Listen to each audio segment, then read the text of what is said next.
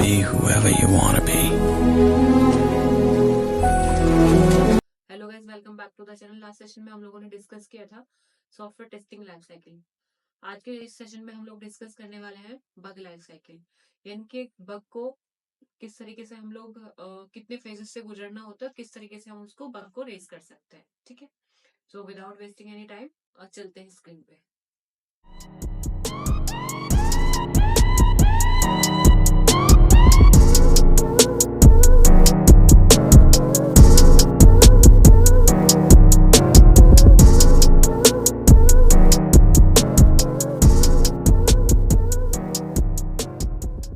ठीक है, तो स्टार्ट करते हैं बग लाइफ साइकिल। जैसे हम लोगों ने सॉफ्टवेयर डेवलपमेंट लाइफ साइकिल में पढ़ा था सॉफ्टवेयर का डेवलपमेंट, उसके सारे phase. Software testing life cycle में हम लोगों ने डिस्कस किया टेस्टिंग के सारे फेजेस। तो ऐसे ही आज हम लोग डिस्कस करेंगे bug life cycle.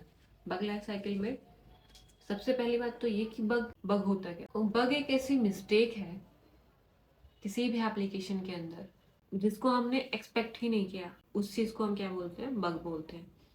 It happen due to coding mistake. ये कोडिंग मिस्टेक से भी हो सकता है ना। रॉन्ग रिक्वायरमेंट, जैसे कि मैंने अभी बताया, क्या तो वो भूल गया है ना, या फिर उसने उस बात को समझा ही नहीं रिक्वायरमेंट को। कॉमन कॉजेज क्या होते हैं, डेवलपर मिस्टेक हो गई, मिसअंडरस्टूड रिक्वायरमेंट है, या फिर कंपैटिबिलिटी इश्यूज भी हो सकते हैं, है ना। या फिर इनसफिशिएंट टेस्टिंग। इनसफिशिएंट टेस्टिंग मतलब यूनिट टेस्टिंग, कि जब डेवलपर ने उसको अपने लेवल पे टेस्ट किया तो वो इनसफिशिएंट टेस्टिंग थी, मतलब वो उतने अच्छे से चेक नहीं कर पाया कि एक्चुअल में रिक्वायरमेंट क्या थी, है ना।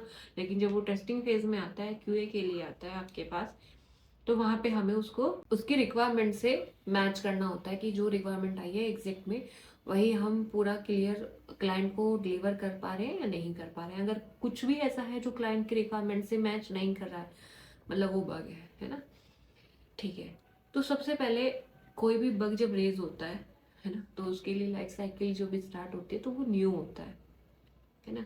ये जो बग की लाइफ साइकिल है वो हमारे किसी भी प्रोजेक्ट मैनेजमेंट टूल या बग ट्रैकिंग टूल में चलती है ना। जैसे कि रेडमाइन है, या कुछ इंटरनल टूल्स भी होते हैं कंपनीज के, जिस कंपनीज में आप काम करते हैं। लेकिन कुछ टूल्स ऐसे भी होते हैं जैसे जीरा है ना, रेडमाइन है, मैनी मोर, मतलब बहुत सारे टूल्स, बगजिला है। अ, इसके लिए बहुत सारे प्रोजेक्ट मैनेजमेंट टूल या फिर बग ट्रैकिंग टूल यूज किए जाते हैं बग को ट्रैक करने के लिए या बग को रेज कर। तो ये हमारे क्या होगी, कुछ ऐसे टूल है। किसी भी टूल का उनका डिफरेंट यूआई डिफरेंट हो सकता है, लेकिन जो लाइफ साइकिल चलेगी वो सेम ही चलती है ना। सबसे पहले न्यू होगा, है ना। जब कोई भी अभी देखो, जैसे हमने यहाँ पे एक बग कैच किया कि इस एप्लीकेशन में हम लोगों को एक लास्ट नेम से इनपुट फील्ड चाहिए था, है ना, नहीं है। तो अभी ये बग जो है जस्ट अभी ये न्यू है, तो ठीक है, फिर इसको हम किसी भी एप्लीकेशन, किसी भी टूल पे जाके हम इसको रेज करेंगे, है ना, प्रोजेक्ट मैनेजमेंट टूल या किसी भी टूल पे। उसके बाद फिर हम इसको किसी को असाइन करेंगे। किसे असाइन करेंगे, है ना, इसको असाइन करेंगे हम डेवलपर को। Once the defect has been assign to developer team, है ना। डेवलपमेंट टीम ही जिसने बना के भेजा है ना, ये जो बनाया था, जिसने मिस कर दिया इसको, जिसने गलती की है, मिस्टेक की है, वही तो इसको सही करेगा। तो वो कौन होगा, डेवलपमेंट टीम। तो हम लोग डेवलपमेंट टीम के पास जाएंगे, मतलब इसको असाइन कर देंगे, ठीक है। देन उसके बाद अब डेवलपमेंट टीम के पास गया तो इसको क्या करेगा, ऑब्वियस बात है, आपके पास कुछ आएगा तो आप उसको ओपन करेंगे, यानी कि उसके बकेट में गया होगा तो वो उसको ओपन करेगा। और वो जब उसको ओपन कर लेगा, देख लेगा, तो वो उसको मार्क कर देगा ओपन। जब उसको ओपन मार्क करेगा तो जो भी उसमें वॉचर में ऐड होंगे, है ना, ऐसे होता है कि उस जो भी बग रेज करते हैं हम लोग, उस बग की वॉचर लिस्ट होती है कि भाई इसको कौन कौन देख सकते हैं।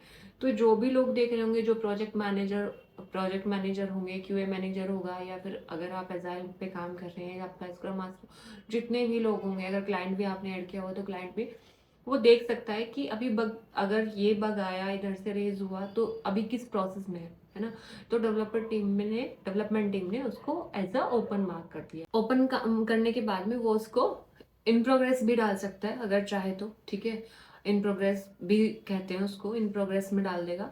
इन प्रोग्रेस में डालने के बाद में उस पर वो काम करेगा, ठीक है। जब वो इन प्रोग्रेस में होगा, जब वो काम कर रहा होगा, तो उसको इन प्रोग्रेस मार्क कर देगा, ठीक है, ओपन करने के बाद इन प्रोग्रेस, ठीक है अब मैंने काम करना, तो डेवलप जो अदर टीम है जो वॉचर में ऐड है वो समझ जाएंगे कि अभी इस पे काम चल रहा है, ठीक। उसके बाद वो उसको वापस भेजेगा। Once the developer does necessary changes in software and fix the issue, जब वो बग को फिक्स करता है तो वो क्या कर फिक्स करके अपनी साइड से उसका जो स्टेटस होगा वो चेंज करेगा, ओपन प्रोग्रेस या फिर फिक्स करने के बाद में वो किसके पास भेजेगा, टेस्टिंग टीम के पास, ठीक है। जब वो टेस्टिंग टीम के पास आएगा तो टेस्टिंग टीम उस पर क्या करेगी, रीटेस्टिंग करेगी, है ना। हम लोग क्या करते हैं करेंगे उसमें रिटेस्टिंग करेंगे, टेस्टिंग टीम का काम जो होगा वो अपना काम कर जो भी बग था सिर्फ उसी टेस्ट केस को परफॉर्म करेंगे। यानी कि अभी हम ये चेक करेंगे, अगर हमने एक बग रेज किया था कि इसमें लास्ट नेम का जो सरनेम का या लास्ट नेम का जो इनपुट बॉक्स जो हमें चाहिए था वो ऐड होके आया है अभी या नहीं हो गया है, तो ये चेक करेंगे हम लोग। अगर ये बग जो है फिक्स हो गया, इसको हम क्या करेंगे, रिजॉल्व मार्क कर देंगे। तो फिर हम उसको रिटेस्टिंग के बाद क्या करेंगे, हम उसको जो टेस्टिंग टीम होगी उस पर रिटेस्टिंग परफॉर्म करेगी। रिटेस्टिंग परफॉर्म चेक करे, रिटेस्टिंग जब करती है टेस्टिंग टीम परफॉर्म, तो वो चेक करती है कि बग फिक्स हुआ है या नहीं हुआ है, ठीक है। देन उसके बाद वो वेरीफाई करेगी कि बग फिक्स हो चुका है, ठीक है। और उसको अगर वो बग फिक्स हो चुका है तो उस बग को क्लोज कर देंगे, ठीक है, कि भाई बग फिक्स हो चुका है, अभी कोई बग नहीं। लेकिन अगर रिटेस्टिंग के टाइम पे वो बग हमारा फिक्स नहीं हुआ है तो हम लोग क्या करेंगे, उस बग को रीसेंड करेंगे, किसको, डेवलपमेंट टीम को। और वो उसको क्या करेगा, फिर से रीओपन करेगा दोबारा से। रीओपन करने के बाद में वो आपको फिक्स करके देगा, ठीक है। आप फिर से रीटेस्टिंग करेंगे, अगर वो वेरीफाई होता है यानी कि वो बग फिक्स हो चुका है, ठीक है। अदरवाइज आप उसको, अगर वो बग वेरीफाई होता है तो आप उसको क्लोज कर देंगे। अगर वो बग वेरीफाई नहीं होता है तो आप उसको फिर से भी रीओपन तब तक रखेंगे जब तक कि आपकी रिक्वायरमेंट, आपकी एप्लीकेशन के अंदर जो आपके टेस्ट केसेस हैं वो पास नहीं हो जाते हैं, है ना। अब यहाँ पे कुछ टर्म्स आपको दिखी होंगी, है ना, डुप्लीकेट, रिजेक्टेड और डेफर्ड। न्यू, असाइन, ओपन, ठीक है, एक बग रेस हुआ, असाइन किया गया डेवलपमेंट टीम को, ओपन हुआ, ठीक है, फिक्स, रीटेस्ट, वेरीफाई, प्रोसेसिंग, सब चीजें चली, साइड में रीओपन। लेकिन ये डुप्लीकेट, डेफर्ड, रिजेक्टेड क्या है ना। ओपन जैसे ही करेगा डेवलपर उसको, है ना, तो उसको देखते ही समझ आएगा कि ये बग तो पहले से ही पड़ा हुआ है। रीओपन तो हमें समझ आया कि अगर बग फिक्स नहीं हुआ उसके बाद से हमने फिर से डेवलपमेंट टीम को भेजा और उसने उसको रीओपन किया, ठीक। बात है डुप्लीकेट की, वो बग ऑलरेडी किसी ने रेज किया हुआ है।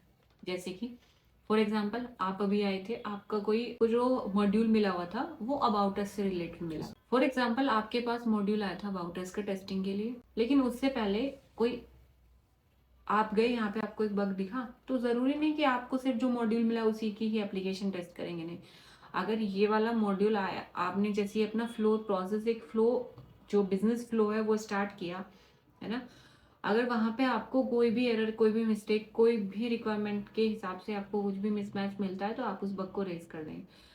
लेकिन ये मॉड्यूल था किसी और का, तो उसने भी अपने उस मॉड्यूल के लिए ये बग रेज किया हुआ था, तो डेवलपमेंट टीम वहां पे क्या काम कर देगी, डेवलपमेंट टीम उस बग के लिए डुप्लीकेट मार्क कर देगी कि भाई ये बग पहले से ही आपका रेज हो रखा है, आपको इसको रेज करने की जरूरत नहीं है ना, यानी कि duplicate. If the defect is repeated, मतलब बार बार रिपीट हो रहा है या पहले से ही रिपीट हो रखा है या पहले से किसी ने बग को रेज कर रखा है। बात है रिजेक्टेड की। रिजेक्टेड बग कैसे होते हैं, due to some misinterpretation. Interpretation का मतलब कि ये बग नहीं है। कई बार इंटरव्यू जो होता है वो क्वेश्चन पूछ लेता है इंटरव्यू में कि लेट सपोज आप किसी बग को एज अ बग कंसीडर करके चलना है और डेवलपमेंट टीम उसको बार बार रिजेक्टेड मार्क कर रही है ना।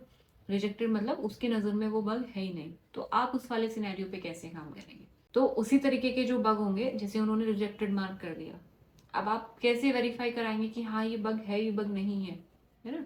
तो ऐसे वाले सिनेरियो में क्या करते हैं, उसके लिए फिर हम एक बार फिर से पूरा सिनेरियो रिक्रिएट करते हैं, उसकी रिकॉर्डिंग करते हैं पूरे प्रोसेस की, जो भी बिजनेस वर्क फ्लो होगा हमारा उसकी पूरी रिकॉर्डिंग करते हैं, और रिक्वायरमेंट जहाँ से भी हमने रिक्वायरमेंट उठाई है ना, उसका स्क्रीनशॉट अटैच करते हैं अपनी एप्लीकेशन की उस रिकॉर्डिंग के साथ, जहाँ पे बग है उसको मार्क करके उसका स्क्रीनशॉट अटैच करके भेजते हैं।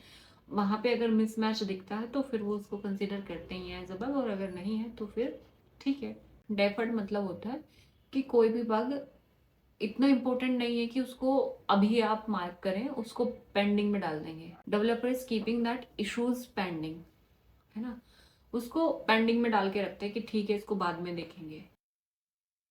ठीक है, तो फिर आज के सेशन को यहीं पे रैप अप करते हैं और नेक्स्ट सेशन में हम लोग डिस्कस करेंगे, जैसे आज हम लोगों ने डिस्कस किया कि कैसे एक बग लाइफ साइकिल के कितने फेजेस होते हैं, किस तरीके से उसका एक साइकिल चलता है ना। नेक्स्ट सेशन में हम लोग डिस्कस करेंगे कि कैसे हम एक बग को रेज करते हैं, किस तरीके से जो बग लाइफ साइकिल है प्रैक्टिकली वो कैसे इंप्लीमेंट करती है। बाकी कोई भी क्वेश्चन हो, कोई क्वेरी हो तो आप कमेंट सेक्शन में लिख सकते हैं। नोट्स आपको डिस्क्रिप्शन में लिंक मिल जाएगा, वहां से आप जाके डाउनलोड कर सकते हैं।